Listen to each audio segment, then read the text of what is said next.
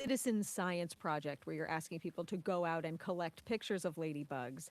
Since that's since the founding of that project, what picture have you been able to capture about the native ladybug in North America today? So what the not so good news is that native ladybug populations have greatly declined over time from before we had the releases of the ones from other countries. The good news is that for essentially all of those native species that are declined, we still find pockets where they're hanging on and they're thriving. So there there's hope. There's hope. I love to hear that. Well, the Lost Ladybug Project has its own ladybug song, so we thought we'd go out on that Excellent. today. And John Losey, entomologist at Cornell University and director of the Lost Ladybug Project, thank you so much. Thank you.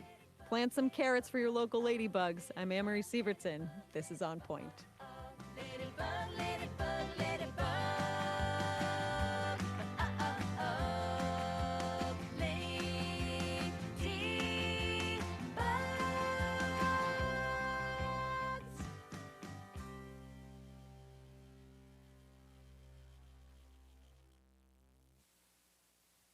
On Point is a production of WBUR Boston and is distributed by APM, American Public Media. Support for On Point comes from the Marotra Institute at Boston University, hosting the Is Business Broken podcast, featuring conversations with academics, industry leaders, and politicians. More at ibms.bu.edu. And Four Wall Entertainment, providing lighting, audio, and video for events, theaters, and venues nationwide and around the world. Fourwall.com, large enough to service, small enough to care. Thank you for joining us. This is KUOW FM Seattle, KUOW Tumwater, and KQOW Bellingham. It's almost noon, almost time for Week in Review, and here is your host, Bill Radke, with a preview. Hey there, are you going to get a ballot in the mail or not? We'll discuss that. There's lawsuits and appeals flying. Also, why is the leader of British Columbia, our neighbor, telling his people don't come across the border? Here's another question. Is Seattle schools going to start on Wednesday? Is a proposed recall of Seattle's mayor gone forever? We've got so much to pack into an hour, plus a reason to make you smile. Stay tuned. Hi, it's Isolde Raftery, host of Adults in the Room from KUOW Focus. If there's one thing I've learned as a journalist, there's always more to the story. Since our last episode dropped, we've heard new allegations that help me better understand the full story behind Tom Hudson's relationship with his students and his death. We have a new episode of Adults in the Room. Listen on the KUOW app or wherever you get podcasts. Support for KUOW comes from Pike Place Market, presenting The Night Shift, a monthly after-hours celebration of local art and music, on the fourth Friday of each month, now through October, offering live performances, open galleries, and local makers from 3 to 9 p.m. All are welcome. More at pikeplacemarket.org. Hey, I'm Brandy Fullwood, host of Seattle Eats. On the latest episode, I talked to a chef from Liberia about a classic Polish deli in the city and why it gives her a little bit of home. She'll tell you exactly how to order like a regular. Listen to Seattle Eats on the KUOW app or wherever you get your podcasts. A study out from UCLA looks at how immigration raids impact small businesses and the communities they serve. Key commercial corridors in the city turned into ghost towns almost kind of overnight, and they've had that lasting effect. I'm Kristen Schwab. How immigration policy changes local economies. Next time on Marketplace. And you can catch Marketplace this afternoon at 2:30 and then again at 6:30 right here at 94.9 KUOW. It's time now for NPR and KUOW News headlines. Thank you so much for joining us this Friday. You can do so on KUOW.org, our app. It's 12:01. Live from NPR News, I'm Lakshmi Singh. The number of people now missing in the aftermath of flash floods in Nepal and Tibet is believed to be as high as 2,500. They include many pilgrims and foreign nationals. Dozens of Americans are among those missing. Venus Rajnikant Patel is an American who was touring Nepal. His brother Dennis Patel says his sibling called the family hours before the floods. When we see the videos of the devastation that has been done, it's very painful, but we are hopeful, we are positive, we are trying, we are praying for his safe return. Rescuers have been airlifting survivors to safety as they race to keep the death toll from climbing. It currently stands near 600. U.S. military families evacuated from Bahrain because of the war with Iran have been pressing the Navy for answers on their future. Steve Walsh with member station WHRO in Norfolk, Virginia, says the issue was addressed at a recent town hall event. Navy leaders tried to answer questions from over 580 dependents on the call who were evacuated from Naval Support Activity Bahrain shortly after the war began. Vice Admiral Kurt Renshaw, the head of Fifth Fleet, conceded that the Navy thought this would be a short conflict. We literally have been making this up as we go because nothing is conceived to go on, this length of time. More than 1,300 family members of service members stationed in Bahrain have been spread across Europe and the U.S. Many are living in hotels. Navy leaders said they want families to pick a more permanent location while the military works out the future of the base. For NPR News, I'm Steve Walsh. Indigenous leaders are speaking out after President Trump signed an executive order renaming Lake Ontario Lake America. Sarah Lisi of member station KOSU reports one tribe in Oklahoma says the name change erases a part of their history. Billy Friend is the chief of the Wyandot Nation, a tribe now headquartered in northeast Oklahoma, but with history in the Great Lakes region. Friend says the word Ontario predates both Canada and the U.S. and came from his ancestors' language, Wendat. It means the lake is big or beautiful. It's not about politics, it's about history. It's about respecting a tribal name and the people whose language gave that name to the lake. He calls the move another act of forced removal and says he plans to ask Interior Secretary Doug Burgum to reverse the change. For NPR News, I'm Sarah Lisi in Oklahoma City. President Trump presented the Congressional Space Medal of Honor to the first group of astronauts to travel beyond low Earth orbit since 1972. This is NPR News. This is KUOW News. I'm Kevin Kniestead in Seattle. Something new is coming to many Seattle light rail stops, fare gates. KUOW's Casey Martin reports. Sound Transit says about a third of all light rail riders are skipping out on paying the fare. The agency is facing a nearly $35 billion budget shortfall and trying to expand to neighborhoods like West Seattle and Ballard. So the board has approved a pilot program to add fare enforcement gates at their 14 busiest stations. Charles Berry from the East Side thinks it's a great idea. Just not fair to other people that's actually paying and just really paying for it. It helps upgrade it or just whatever needs done to it to make it better. So everyone should pay for it. But another writer, C. Gabriel, is worried about people who might not be able to afford it. How are people going to get jobs and thrive in their lives and communities if they can't get anywhere? Sound Transit says they hope to collect about $30 million a year with the gates. They expect to have them running by 2030. Casey Martin, KUOW News. King County health officials are advising pedestrians to avoid a particular block in Seattle's Inner Bay neighborhood because of high levels of lead contamination. Work is underway to clean up the 4200 block of 23rd Avenue West. Officials say people should also avoid the alley between 22nd and 23rd Avenues. Public Health Seattle and King County says samples taken from the roadway show lead levels about 10 times higher than the state hazardous waste threshold. Samples from a stormwater basin there were even higher. The department warns that lead dust can be carried into homes on people's shoes or on the wheels of strollers or wheelchairs. They advise anyone who's been in the area to take some basic precautions, take off shoes before entering a home, wipe down stroller or wheelchair wheels with a damp cloth. Gradual clearing today, highs near 74, rain overnight, lows around 55. This is KUOW News. Support for NPR comes from NPR stations. Other contributors include Progressive Insurance, where drivers can bundle and customize their home and auto insurance in one place with the goal of protecting what matters most. Coverage options at progressive.com or 1-800-PROGRESSIVE. Hey, welcome to Friday. Welcome to KUOW's Week in Review. I'm Bill Radke, and I'm glad to have a panel of people who have watched the week go by. I don't know what that acronym is, but you're my panel, reporter and writer Lauryn Bray. Welcome back. Thanks for having me. Welcome back, Seattle Channel host and producer and co-host of Seattle News, Views, and Brews podcast, Brian Callanan. Great to be here, Good Bill. to see you again. Thanks. I'm peeking over my camera. 'Cause I'm we here. are live streaming this on YouTube, so we got cameras. So you can see Seattle Metropolitan Chamber of Commerce President and CEO Joe Nguyen. Welcome back. Hello. Nice to see you all. We are at the end of the show. We always give you a reason to smile.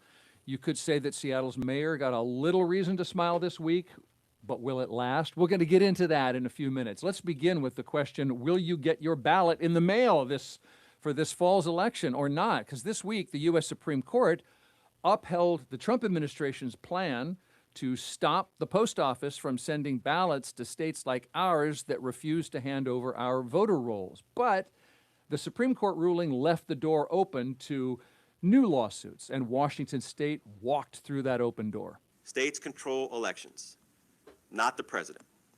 States control the time, the place, and the manner of elections. The president and the Postal Service have no role. That is Washington State's Attorney General Nick Brown. He has once again sued to block the Trump administration's plan. Brian, there's already been a federal court ruling, sub-Supreme Court ruling, saying, yeah, you're on the right track. The Trump administration can't do this. Where do you think we stand? We vote by mail here. Are we going to get ballots or not? I think so. The way that ballot looks is the big concern here.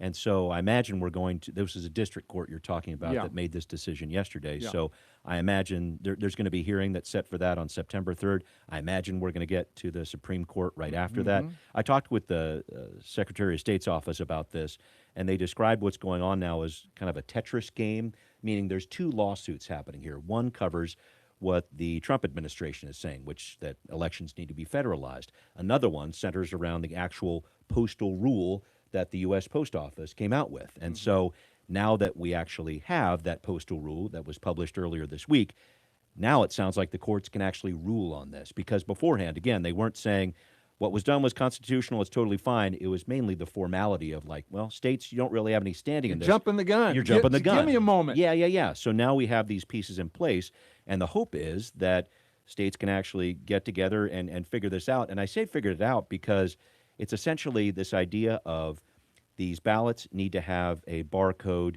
when they're sent out, and they need to have, the envelopes, I should say, need to have a barcode when they come back. And it's not that the Secretary of State's office is necessarily against that, but trying to do that this close to an election, basically tear up all these envelopes that have already been printed and then spend the millions of dollars needed to put out new envelopes with these barcodes, et cetera. It's too close to the election. This is something. Does the Supreme Court seem to care how much money Washington State spends on doing what we have to do? I think it's less a question about money and more a question about the timing of it. And does it disenfranchise people when you do something like that? The Secretary of State and the State Attorney General in these 25 states total that have been pushing back are saying this does disenfranchise. Yeah. I mean, you have 5.1 million ballots already printed.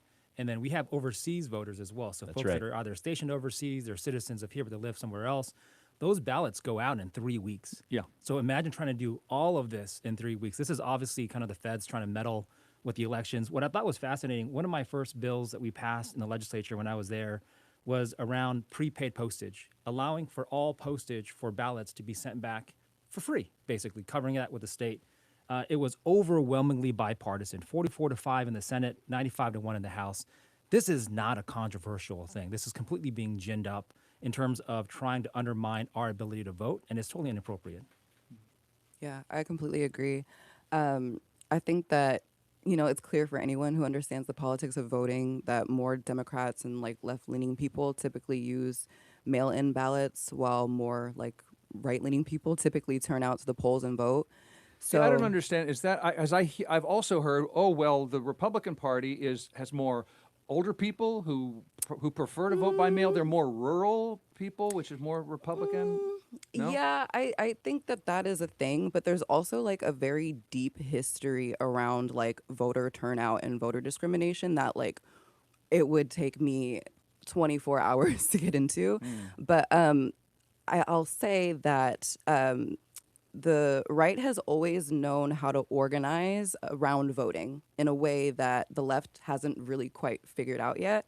Also, the fact that a lot of there's still a lot of work that needs to be done around voter turnout and around voter registration, and the fact that mail-in ballots are being attacked in this way is intentional because the work that is done in those communities to raise voter turnout, a lot of the work or a lot of that work is mail-in ballots and getting people registered to vote and like familiar with how to mail in a ballot, because voter turnout can't rely on people physically showing up, because historically we've seen that that doesn't always happen and it's not always reflective of a true election in which the citizenship of the United States is like fully participating in. I know the mail-in ballots that come in late tend to break progressive.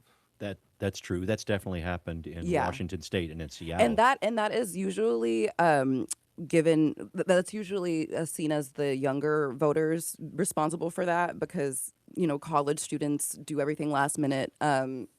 Yeah, my generation, Gen Z, we're always last. I always say I'm last minute Lauren, so that makes sense. I'm the father to 3 last-minute youngsters. So yeah, I can verify that. But just, I mean, to get depoliticize it, maybe if I can, just in looking at this, I am hopeful, because I'm just jumping back on Joe's point here, the fact that in our state this was huge bipartisan support. Widely popular, widely successful. In terms of mail-in ballots. So I understand there are different things happening on the national level, but I'm hopeful, and in talking to the Secretary of State's office, they're hopeful too that this just turns into a matter of being reasonable, if I may, for the U.S. Supreme Court in terms of realizing the logistics of this.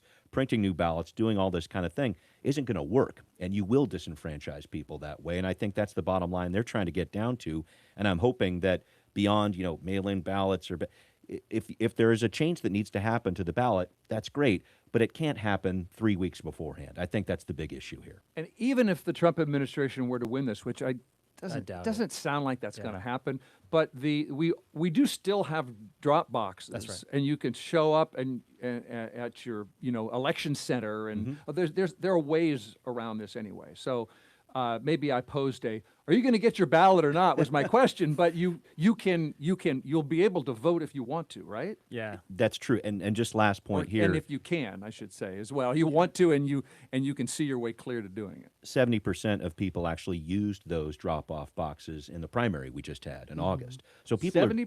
70%. Yep. That's what Wow. the Secretary of State's office told me. So a lot of people are using these already. I guess just to take that big further step back, though, even if Trump is not successful in the lawsuit, I think he has been successful in casting aspersions, calling into questions, are our elections safe, things of that nature. So that part of the discussion, I think, unfortunately, is still out there. I'm hoping that a Supreme Court ruling on this will clarify some of those things, but I think this discussion is still happening right now nationwide for the U.S. Okay, well, let's pause there, and next week or soon thereafter, we'll get some kind of ruling on this. It seems like it's happening fast, and it pings back up to the Supreme Court pretty soon. Yeah, it looks like the district court will be hearing this on September 3rd, having a hearing on this, and so expect to see some action very soon after that. Okay. Since we've brought up the Trump administration, have any of you been to the Peace Arch in Blaine? Mhm. Yeah. Yeah. It's at the border with British Columbia, little park, little white rectangular arch with both flags on top, and the inscription says, "Children of a Common Mother." Well, Peace Arch meet trade war. President Trump levied new 50% tariffs on hundreds of Canadian goods on top of tariffs that he had already imposed. And then, not only did Canada retaliate with its own tariffs, our neighbor, British Columbia Premier David Eby, piled on. I'm asking British Columbians If you have a choice, please don't travel to the United States. Choose another place to do your tourism. If you can choose a Canadian product instead of an American one, please choose it. That hurts. That has to hurt the CEO of the Chamber of Commerce sitting across from me. I mean, Canada is our second largest export market from Washington State, right? So that's about $7 billion of goods that we send to Canada. It is a very important partner for us when it comes to agriculture, timber, even energy. So costs will go up for the average consumer in Washington State because of this. And even not to mention that Canada is probably the largest international tourist market here. So on average, we get about 1.7 million Canadian visitors to our region. That was in 2024, and they spend over $600 million. So, you know, Canadians, when they decide not to cross the border, that impacts our hotels, our restaurants, our local attractions. Small businesses will feel this pretty directly in terms of this fight that's happening. And candidly, I don't even know why they're fighting. This is kind of stupid from my perspective. It started off with kind of conversations around fentanyl, and now there seems to be kind of the shoving match that's happening as well.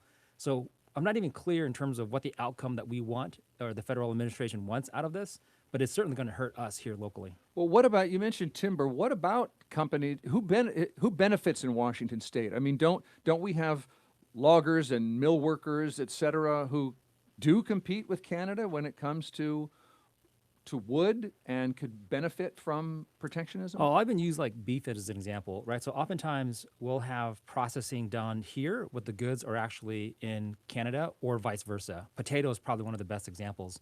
So the cross collaboration that is required in commerce across Washington State and Canada is very unique. So even if you have timber in Canada or here, even if you have potatoes in Canada or here, they're processed and then sent across the borders. So having 50% tariffs, even trying to account for that can be very problematic. Maybe there'll be some industries that might benefit because somebody will have their processing here versus in Canada. But by and large, this is going to raise costs no matter what.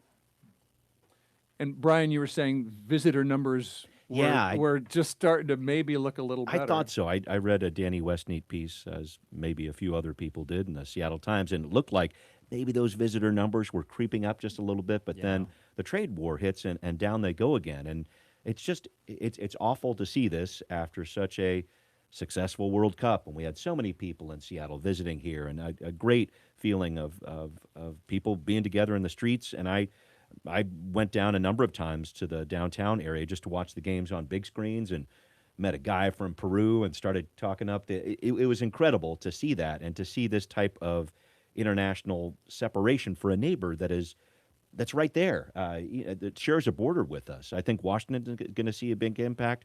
All the border states are going to see that, and it's just sad to see when those numbers were starting to go back up. Now they're starting to dive again with this announcement, and certainly from the BC officials, they're telling people not to go to the United States. Did you ever think you'd see the day? That's amazing to hear that. Yeah, we were talking earlier about how like that sounds so jarring as an American, but we do that to other countries like all the time. Like we have travel advisories out for any country that we don't like or have any sort of disagreement with. So, and they cite all sorts of non-political reasons for it. Like I think I saw the one about Haiti was like gang violence or something. I have a theory that the U.S. is like long-standing punishing Haiti for revolting against slavery, but that's like a whole other conversation. So, but yeah, it seems jarring as an American, but we do it to people all the time, or to countries all the time. Well, just on the subject of people coming over, just narrowly from BC to northern Washington State, couldn't that be a way to avoid tariffs, to come over and shop here? I know that it's probably a dumb question, so I'm free to offer my dumbness to you. No, I mean, there's a lot of Canadian tourists that will come down here to shop and vice versa. I mean, the currency exchange right now is 30%. So whenever I talk to friends in Canada, I'm like, oh, it's a discount to go up to Canada. But by and large, there's broader implications when you are putting together policies that really force the Canadian government to diversify away from the United States and away from Washington State. These are long-term implications. So once you give up a trade partner, you don't just pick it back up after the next election as well. I was going to ask you about that. Yeah.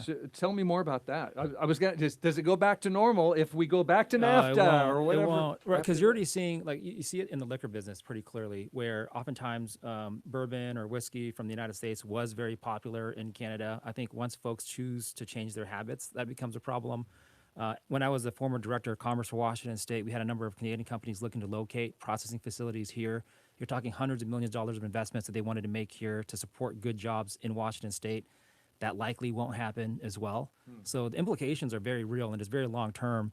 Part of the issue that's happening too is we have United States, Mexico, and Canada trade agreement, the USMCA. That is a normal conducting business, nothing out of the ordinary.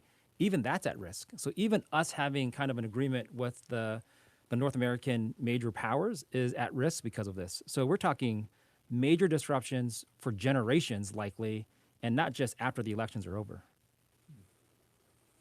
But what if the premier of Ontario says Trump can kiss his ass? Would that heal everything? I'm guessing no. No? Well, I'm guessing no on that. Or Trump names Lake Lake Ontario. Lake America. Lake America?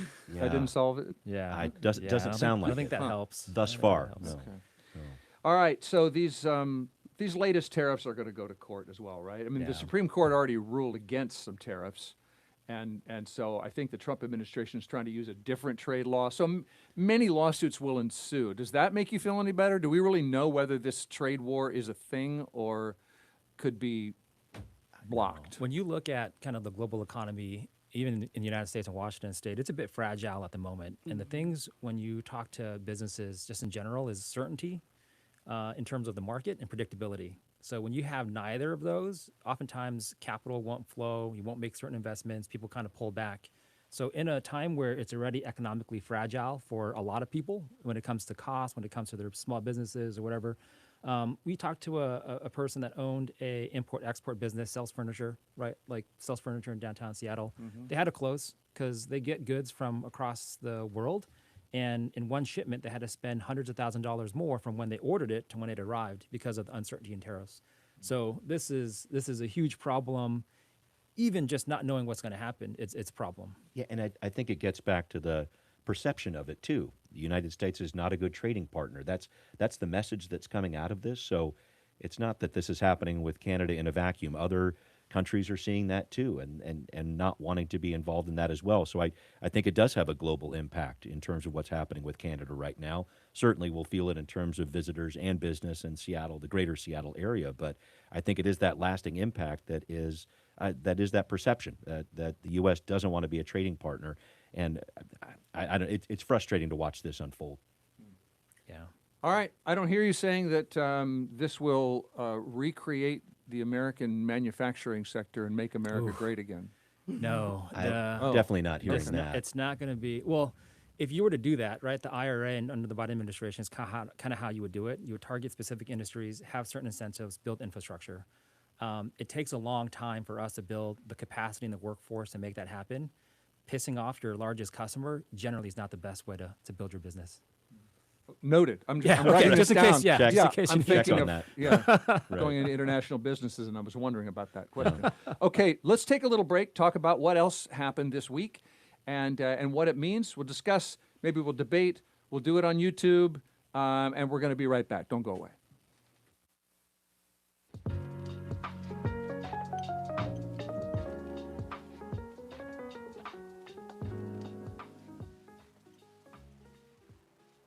Support for KUOW comes from Third Place Books. Naturalist David B. Williams discusses his new book, In the Range of Fire and Ice, A Human and Natural History of Washington's Cascades, on Thursday, September 3rd at 7 p.m. Tickets available at thirdplacebooks.com. And from Amazon, working with local partners like Sound Transit to help fund more than 10,000 affordable homes across Puget Sound since 2021. In communities like the U District, Bellevue, and Kent, Amazon is investing to turn unused land from completed transit projects into affordable housing.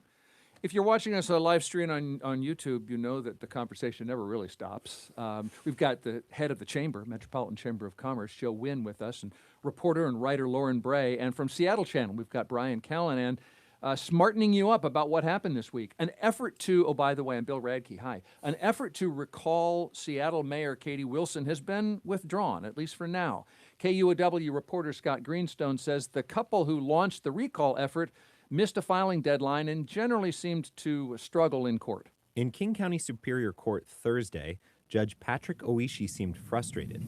Ms. Jacobson, have you ever been to court before? More times than I care to. But not for something like this. Okay. Melinda Jacobson came to see him in person about withdrawing a recall petition she and her husband filed against Mayor Wilson. They said the mayor had neglected her duties on public safety. An expert told KUOW their arguments didn't show much legal evidence, but Jacobson told reporters, quote, "It's not over." She said little else about plans going forward, except that she's retained a lawyer who wasn't there and she wouldn't name.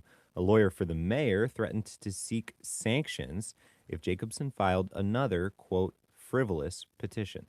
A lawyer for the mayor. By the way, this is just a little side note, but the mayor's using her personal attorney. Did you see that? I don't know why she's paying to defend herself against a recall effort. That's usually not the case. I know that wasn't the case with Shama Sawant when she went through this process a few years ago. Huh. So interesting to see that. But we're talking about a case that I really didn't think had merit from the get-go here. I mean, if you're not going to, because there was a recall campaign that looked like it was going to start against Jenny Durkin for what happened with CHOP and the organized protest up there on Capitol Hill. And this is 2 mayors ago. Yeah, we won't go right, on to yeah, that. But yes, there have been recall efforts before. Right, They don't always. There's a bar to clear. That's right, and so that didn't go through. So I mean, I guess I'm trying to look at that comparison there. If you're not going to recall a mayor for something along those lines, can you recall a mayor for something like this? I think that watching this process go through and just how apparently unprepared these plaintiffs were, I don't see this going forward. Yeah, that was kind of my assessment early on as well. I think the bar is very high. You can't just say we don't like a mayor. That's not grounds to be able to have a recall. And under the Washington State Constitution, it's specifically for malfeasance, misfeasance, or a violation of the oath of office, which obviously that's a pretty high bar. What's interesting is that in the history of Seattle, there's only been 2 recalls of a mayor ever. One was in 1911 for a guy named Hiram Mayor Gill, which was around fraud and corruption. And interestingly enough, the only other one was Mayor Frank Edwards in 1931. He was recalled after firing the enormously popular head of the Seattle City Light, J.D. Ross. So I thought that was kind of a fascinating parallel that kind of happens there. But that J.D. doesn't Ross, sound illegal either. Yeah. I mean, you recall someone because you don't like who they fired if they have the power to fire them? so if you like being able to turn your light switch on and have electricity, that's J.D. Ross. You have standing. So, yeah. So I'm like, it's a unique personality that's there. But yeah, this is, it would be incredibly rare and very difficult to do. Okay. Well, one of this couple's complaints is that the mayor has paused the expansion of surveillance cameras that are monitored by Seattle police, and the mayor says could potentially be monitored by the Trump administration. And Joe, the chamber, you're the head of that group, released an online survey of 500 voters showing strong support for surveillance cameras. Yeah, no, I think what's interesting is public safety obviously is one of the critical issues that we face as a community. We have what's called the index, and we do it twice a year. We did a special one around public safety because there was so much conversations around it. And public safety routinely is in the top kind of issues that we face right now as well. And what's fascinating, at least about the cameras themselves, this is a conversation that's gone back since like 2013.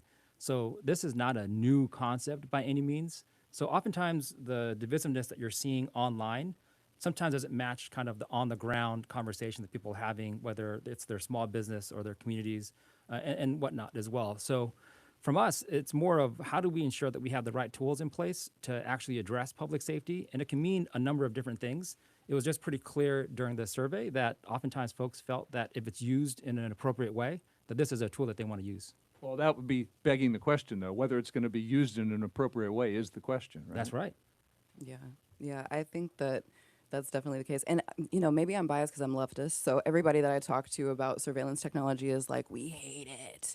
So, but I thought the right was very suspicious of government surveillance. It's it's like one of those things where party lines will kind of intersect, but they dislike it for different reasons, kind of like Hillary Clinton, But I think that the reliance on surveillance technology is because of the lack of like a fully staffed police force for a lot of people.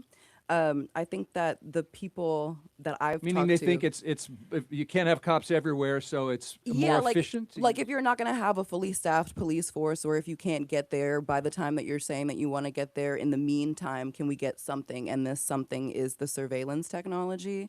Is it how I've interpreted it?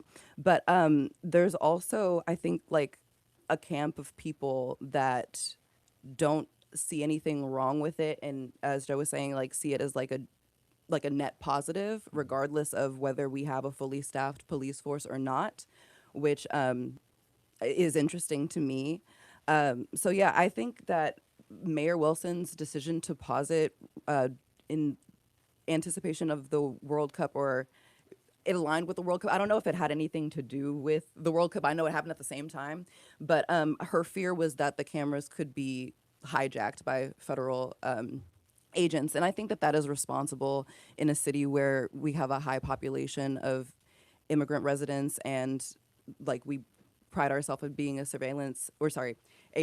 sanctuary city. So yeah, I think she was thinking responsibly in doing it, but I also do think that it did not rub the right people the right way.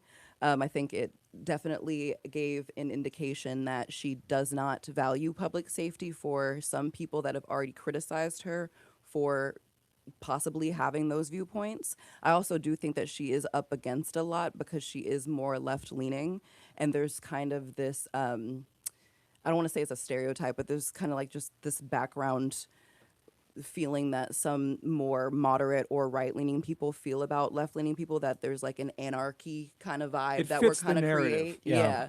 So I think that that's also some criticism that she's working against. But yeah. I just in picking up on this, I think the index is a great survey. I've referred to it a number of times before, and I'm glad the chamber is doing it. However, I really want to make sure that the information that comes out of this whole study of surveillance is grounded in some other data, which is an important part of this. And I think the city is working on that. The mayor actually commissioned a study with New York University to figure out, okay, what about these things? Do they invade privacy? How are they being used? Things of this nature. Yeah. There's a report on that that's going to be due out. Looks like sometime in October is what I'm hearing from my city sources. So that's going to hopefully guide some more of this policy going forward. So very interested in seeing that. The second piece of this is just how effective these cameras are in terms of solving crimes, in terms of preventing crimes. There's a bit of a mixed history on that in terms of police agencies around the state. There's another study going on with that with the University of Pennsylvania that the Office of the Inspector General within the city of Seattle is looking at right now. That information is likely to come out at the end of this year, beginning of next. So I think there's a lot of things to consider, certainly what public sentiment is around this. But I'm really hoping, I think different city leaders are hoping this too, as much as possible, again, to try to depoliticize this a little bit. Let's try to focus on what this data is saying, because Katie Wilson has said, if this report comes back from NYU and says we should be turning on more of these cameras, I think she's going to do it. Yeah. And in terms of how she's approached this job, I understand the different narrative around leftist or whatever else. She's been relatively centrist in her approach with most of the things that I've seen so far, just as an observer. Yeah, no, she hasn't been given, I don't think, enough time to like say if her policies lean one way or another. I think it's very early in her tenure as our mayor. But I want to go back to that point that you had said, the first point that you had made about the study that she's commissioned. I covered ShotSpotter like years ago, back when Bruce Harrell was trying to get that technology in. And that's an acoustic system yes. for detecting gunshots. Correct, right. Yes. And one of the, I think, more pivotal reasons as to why that didn't happen, or I think it might have happened for a little bit and then we got rid of it, or I can't recall, it was so long ago. But we had so many studies from other cities that had contracts with ShotSpotter that showed that it just was not effective technology, like did not work. So I think that those studies are going to be really important for having a more like objective conversation around whether or not it is truly like effective or needed technology. I'll just clarify too, again, that this conversation's been going back since 2013. And then, the first iteration of this With was surveillance, you mean? With surveillance, Yeah. The Seattle created the surveillance oversight rules with a number of stakeholders Yes. involved with it as well. Yes.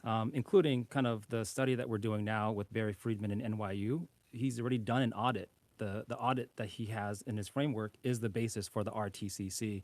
So that's the part that's a little bit It's confusing. the real-time crime center that's linked to these cameras. Exactly. So I think part of it too is that the ordinance does have strong provisions in place already as well. They technically are only allowed to keep the data for 30 days. They only do it for 5. There are provisions in place where if there's any sentiment that the feds might be trying to usurp this information, they can shut it off. The cameras themselves are technically limited, so they don't use facial recognition, they don't use AI. In fact, in Washington State, I first waded into this conversation where I'm inherently skeptical of mass surveillance. So we passed legislation where facial recognition cannot be used for just mass surveillance. They can't be used here either. So I think that's part of why this conversation to me is an ongoing conversation that we've had. We're seeing early results from the RTCC that this definitely helps in terms of 2.5 times the number of convictions with more data. So the idea is that this is not mass surveillance. You can't pick on one specific person. It's with probable cause. It's with civilian oversight. There's 2 civilians that are there. They don't even have a full-time 24/7 review of this is because there's not enough resources for it. So I think the answer isn't whether it's yes or no to more cameras. It's what certainly fits our values as a city, what helps us actually address some of the root causes for alleviating public safety issues, and is this the right way for us to do it? And I think we've done a lot of conversations. It's the Seattle way. Yeah. I think we're seeing it's going to be successful. And those safeguards are very important. And I've talked with Councilmember Bob Kettle, who heads up the Public Safety Committee for the City Council. He says they're some of the best in the state in terms of these safeguards, some of the best in the country is the way he'd look at it. However, I think he also realizes that there are some limitations, and the people who've been pushing back on surveillance and talking about this, they're saying, well, look what's happened at the state level.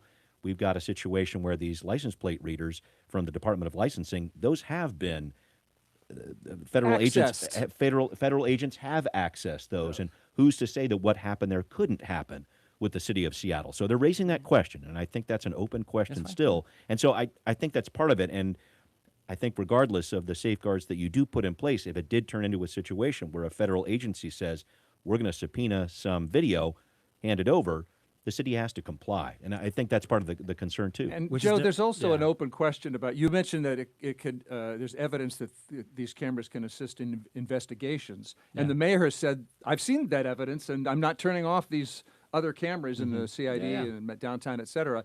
But she questioned whether, she was skeptical whether these help deter crime.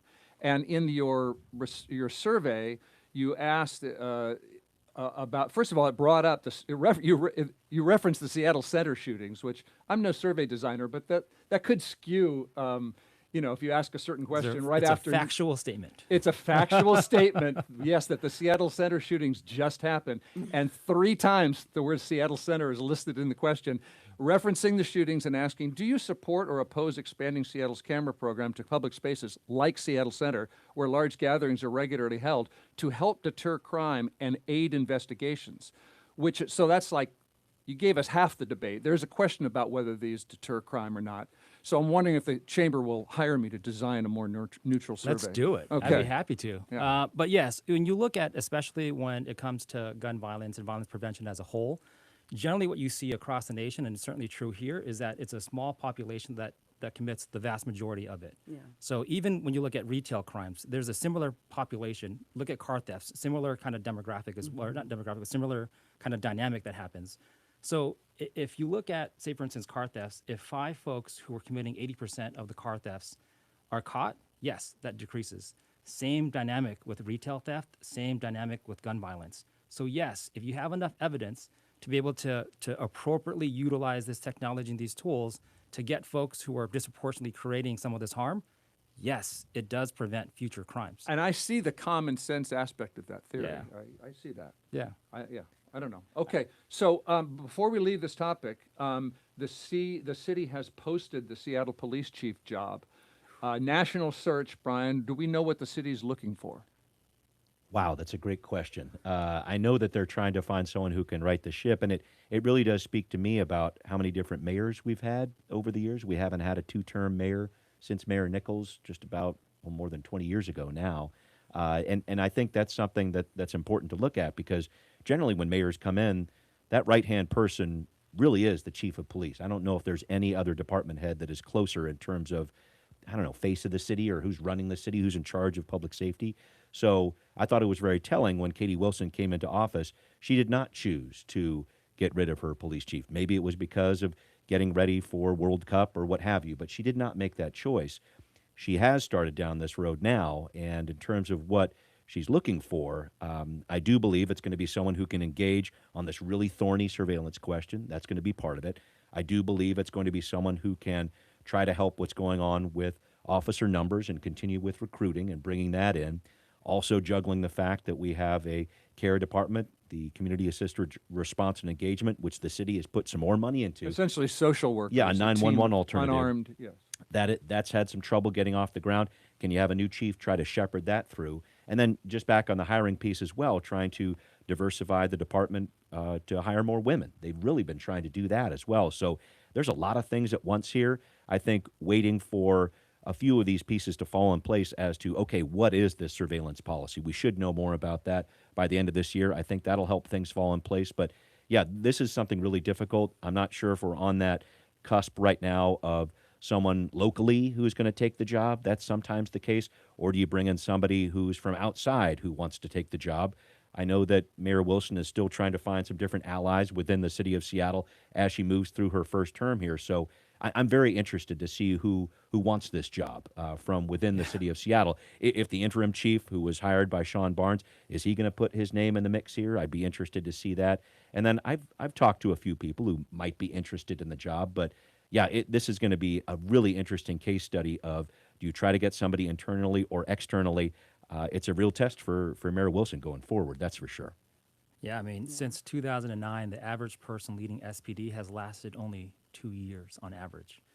Even if you take out the interim chiefs, it's still around 3 years. So at a certain point, you have to ask whether we have a candidate problem or if there's an environment problem where even if you're a successful chief running another major department anywhere in the United States, would you really want to uproot your family, come to a job where recent history suggests that you may only have 2 to 3 years max before the politics kind of consumes you? So it's a pretty tricky place to be. And even in the last 6 people that have held the job, 6 people have held the job in the last decade.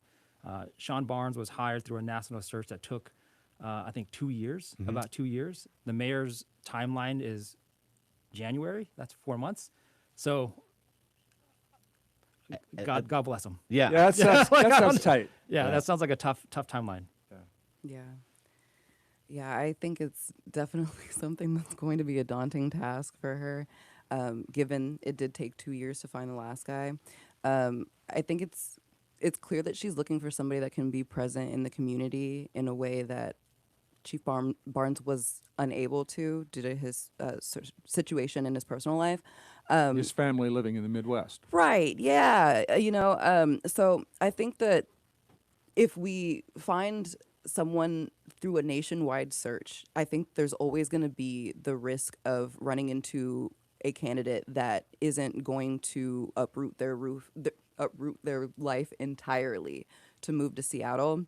And if they do, given what Joe just said, the 2 year, it's tough moving anywhere, but given the 2 year like shelf life of this role, it's something that I would imagine if I was a police chief, I would wonder what's going on in Seattle where they can't keep a consistent police chief.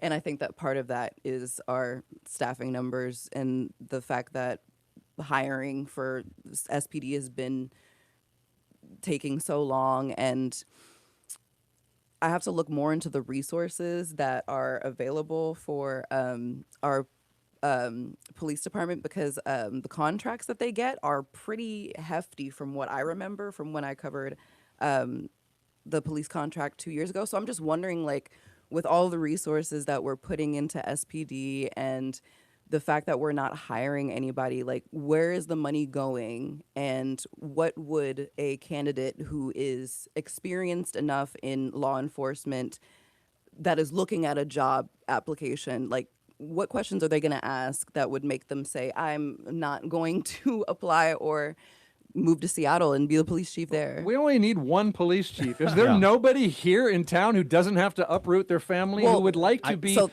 have the top job in one of the most dynamic, beautiful Places cities in in the America world. for, Yeah. for like Yeah. $300,000 a year? We can't find one qualified like police chief. 375. Well, I think that we potentially could find a qualified police chief, but if you want my opinion, I think that there's a lot of internal issues within SPD.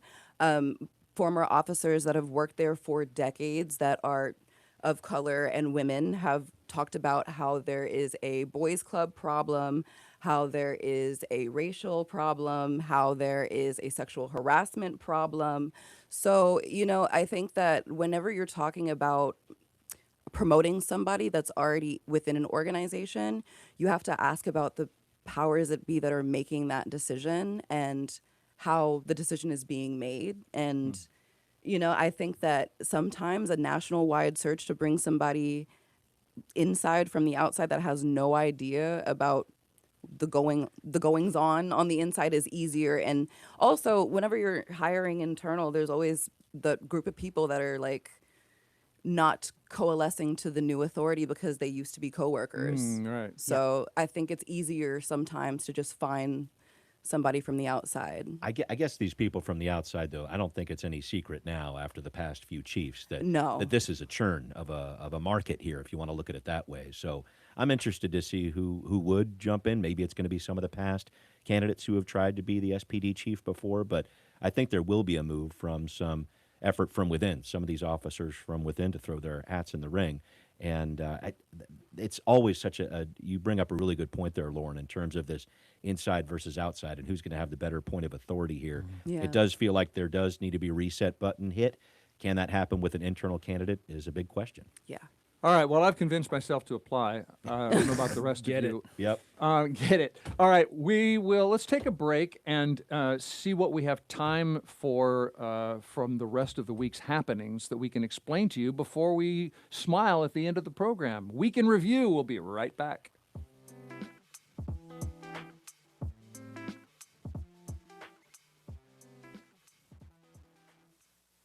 Hey, I'm Katie Campbell. Join me September 29th in Seattle for a conversation with author Amy Bowers-Cordalis about her book, The Water Remembers. Find out more at kuow.org/events. KUOW Live Events, sponsored by Finney Ridge Painting and Microsoft. Hey, it's Patricia Murphy, host of Seattle Now. We've got new local stories every day of the week. On Saturdays, you can catch curated stories from the KUOW newsroom. On Sundays, we've got a new episode with arts and culture recommendations for things to do around Seattle. Listen every day. Search for Seattle Now, wherever you get your podcasts. You are with KUOW's Week in Review. I'm your host, Bill Radke. We've got Seattle Channel's Brian Callanan, co-host of Seattle News, Views, and Brews, the podcast. We have reporter-writer Lauryn Bray. We have CEO of the Seattle Metropolitan Chamber of Commerce, Joe Nguyen. And we've got a little time to say what else happened this week. Lauren, is Seattle Public Schools going to start on Wednesday? We'll all have to just sit and wait, apparently. They authorized the strike in the event that they're not able to come to a contract negotiation by the time that the current contract is set to expire, which is the 31st. So why do they always do this why can't they have worked this out over the summer? Reportedly contract negotiations were moving very slowly. And as of Tuesday, an agreement has only been met on 7 out of 57 of the bargaining issues. So, we're going to have to see what happens there. Okay. Well, even from my perspective, I'm deeply invested in this. My wife is a special education teacher in SPS. I have 3 kids in SPS. And what's funny, our house is next to one of the elementary schools. So when they went on strike in 2022, we were the headquarters. So we had coffee and water for the teachers. They used our bathrooms because you can't use the schools. So we have a lot of friends in this space. But what I'll say is I used to be a budget writer for Washington State. And 50% of the state budget actually goes to K-12 education. And some important history, I think, is getting lost in this debate a little bit, agnostic of the policies that are very, very real. Seattle teachers went on strike last time in September 2022. The last time they went on strike before that was 2015. And before that, there was not a strike for about 30 years. So the crux of this actually is the McCleary decision. So the McCleary decision was in 2012. And what ended up happening was in Seattle Public Schools. That was a court decision about how, right. how the state has to fund Public education schools. as its number one priority. That's right. So before the McCleary decision, in the Seattle Public Schools, if there ever was a gap between what the state was funding versus what the district needed to provide that education, they would just go to the community and raise local levies. They can't fundamentally do that anymore because of the McCleary decision. So what we're seeing is that gap between what the state is paying from a formulaic funding versus what the school district thinks that they need. So part of this is we really have to address kind of the root cause and the systemic issues with the McCleary decision and figuring out if this was the right way for us to have handled it after about 10 years for us to really navigate out. Otherwise, this is going to be the case every single contract. Well, and it seemed I was interested to look at this because the state made a larger investment in special education specifically Huge. in 2025. Yeah, I helped You write were that. part of that. Yeah. And Yeah. how is that not trickling down? And I'm sure I'm using the wrong phrase there, but how is that not translating into better special ed situations? Well, one part of the McCleary decision that we're not talking about is that part of that ruling was that they found that historically Washington State has never adequately funded education, right? So like when you have a decision that's been made like that, it's basically admitting that there's no system, there's no process for adequately funding education at the moment. And what I think was being left out is there was no guidelines or real policy to kind of create that system. It was kind of just like, oh, you've got to fund this now. And then Washington State came up with the money, and as Joe says, now 50% of the budget is now on K through 12. So yeah, I think that there's a system process that needs to be created. And how do you do that after a state's like history being like having this not in place? So yeah, I think that the local levy not being an option is definitely something that they could potentially look into, because they do the library levy, which is pretty much how the library funding or how the libraries in Seattle are funded, because there's not state funding that's allocated specifically for that, or if there is, there's not enough. I have to look into that. But yeah, I wonder if there could be anything modifying that ruling that would allow for kind of a resurgence of being able to do a levy and raise the money through a levy. The problem there being then the rich districts, they pass the levies, and the more rural districts that don't like them don't pass the levy. So if you make it too reliant on the levy, that's the whole issue here. Yeah, that's the then you can. constitutional I mean, Seattle, we don't think about it because we pass school levies here all the time. That's not the case throughout the state of Washington. Yeah. So I think that's the big concern. True. Yeah, and then the hard part too is what do you count as basic education? Because some of the things that are associated with the cost of education are not part of our constitutional duty. Talk transportation, even special education to a certain extent. So there's a lot of things that cost money that don't count as basic education. Okay, well, we'll know next week whether we have hope. a school season Hope so, too. underway or Yeah. whether we Hope have a so, strike. too. Okay, before I ask you what made you smile, a few items from the week. Our state stands to get about $340 million in a legal settlement with Meta, owner of Facebook and Instagram. That's our share of a $17 billion settlement between Meta and almost all the states. They argue that Meta knowingly uses addictive technology to keep kids on the platform, and kids will now be blocked from using Meta apps in the middle of the night and during school hours, and they won't get to see beauty filters. And I'm not entirely clear what those are, but they won't see like counts, so they won't know who likes them, I guess. And Meta will pull in $200 billion this year. So Yeah. just trying to put it all in perspective. Yeah. Part of Washington's share will go toward teen mental health programs. Sound Transit says about a third of all light rail riders are skipping out on paying the fare, so they've approved a pilot program to add fare enforcement gates at their 14 busiest stations, all 9 of them in Seattle from North Gate to Chinatown ID, and also Linwood, SeaTac, Airport, downtown Bellevue, downtown Redmond, downtown Federal Way. Supposed to be ready by 2029. which probably means 2063. Any thoughts on fare enforcement gates? Or they're not going to be just turnstiles from like West Side Story, right? They're going to be those. I think they'll look more like the BART ones, or like that come together and then open. You're making the symbol of a door that looks like Yeah. it's the No, height of your head, so it's not. You can't just jump the turnstile. No, no, they're the ones that I remember BART having are.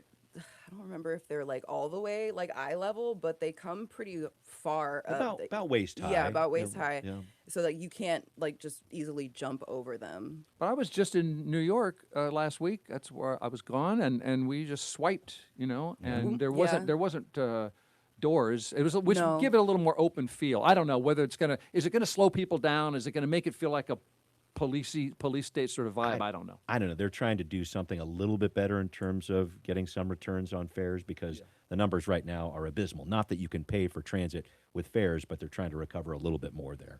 Yeah, and they're doing it in a very limited way. So not all gates are going to have this. They know that there are certain gates that have higher traffic than others. So not all gates will have these fare turnstiles or whatever they happen to be, but it's more of a limited pilot to see how this potentially works. And part of why this is so controversial is the cost of having those fare gates or turnstiles is probably more than you would make in terms of the increase in fees, right? So it's kind of a unique dynamic that they're Like trying to. $87 million to put these things in. Yeah, they're pretty expensive, and you have to maintain them as well. And there are, by the way, there's free or almost free discount cards for people of low income. Yeah, currently. including under 18. Including under 18. Ride free. I love that. Okay, we got to go. So I got to say, I'll say something that made me smile. I read on a website called Secret Seattle there's going to be a fashion show at the Gum Wall in the market on National Chewing Gum Day, which, as we all know, is Wednesday, September 30th, featuring fashion, art, music, color, and gum. And one of the clothing designers who's been selling designs at the market for 14 years, Noah Perriot's distinctive shirts are created using bleach and coffee somehow, and his collection has grown to include hats, dresses, and onesies. So I don't know how they're going to incorporate the gum. How's it a fashion show? I don't know, but September 30th. Did anything make you smile? I was just thinking, I know there's been a lot of passages this week of some major figures. I know where you're going. I've been thinking a lot about Tim Curry. Yes. Just because just watching the Rocky Horror Picture Show as a college kid in Berkeley, pretty crazy show. Just rice in my hair and shouting out things that I can't repeat on public radio. It's to see that legacy continue, and so many other great performances too. But a smile of thankfulness for what an amazing talent. Yeah, and Dolly Parton. Ouch. Same. I was just about to say. I did not know how philanthropic and generous she was. She was one of those people that would cut a check and not put her name on it. So when she died, naturally, everybody came out and was like, she paid for this, she bought this. Like, did you know that she created a hospital? There was no hospital in I forget where it is, but in this rural part of Tennessee. And so she created the hospital, and then also it became like the only maternity ward in like the area. Wow. She just knew. So Dolly, you are out of time, and so are we. Joe, do you mind if mine's a little bit different. Cal Raleigh hitting 3 home runs in one game. Oh, yeah. Plus the 4th one. The Mariners. I'm a lifelong Mariners fan, so I have the same trauma that's associated with being a Mariners fan for your whole life. But seeing that success after his slump has been pretty solid. So hoping for a strong end of the season, get to the playoffs. Chamber of Commerce President CEO Joe Nguyen, reporter-writer Lauryn Bray, Brian Callanan brings us Seattle Channel and Seattle News, Views, and Brews. Thank you all so much. Thank you. Thank you, Bill. Thank you for tuning in. Producer Kevin Kniestedt, Kathy Faulkner, Juan Pablo Chiquiza, Hans Twite, Morgan White. We'll all see you next week.